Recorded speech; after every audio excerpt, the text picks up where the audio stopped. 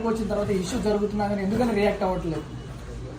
అంటే ఆయనకి అంటే వేరే సమస్యలు, ఆరోగ్య సమస్యలు ఉండొచ్చు, లేకపోతే ఇంకేదైనా ఉండొచ్చు. అంటే ఆయన పర్సనల్ అది. కాకపోతే ఆయన చేయొద్దని అనుకునే మన్నారా మీ అందరికీ తెలుసు ఆయన.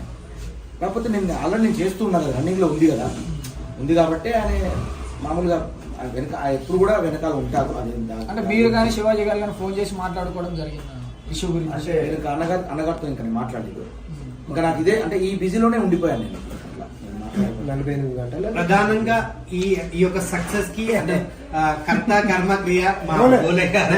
సో మీరేం చెప్తారు మా బోలే సార్? బోలే అన్న ఈ ప్రపంచానికి పాట సాహిత్యం వచ్చిండు. ఫ్యూచర్లో గొప్ప హీరో కావాలని మేము ఆకాంక్షిస్తున్నాం. మంచి మనసున్న వాళ్ళు ఎప్పుడైనా కానీ పెద్ద స్థాయిలో వెళ్ళిపోతారు.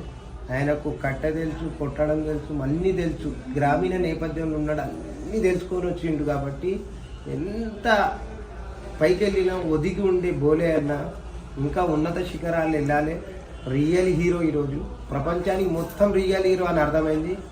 ఆయన చేసే పాటలు కానీ, ఆయన చేసిన సినిమాలు కానీ ఈ ప్రపంచంలో ఉన్న అందరికీ చెప్తున్నా, ఆయనను ఆదరించండి, ఆయన లెక్క మెలగండి, సామాజికంగా ఆలోచించండి. ఇంతమందిని ప్రపంచంలో హీరోలను చేశారు. మా రిక్వెస్ట్, అడ్వకేట్ల రిక్వెస్ట్, మా బోలే అన్నను ఫర్దర్గా మంచి హీరో చేస్తారు.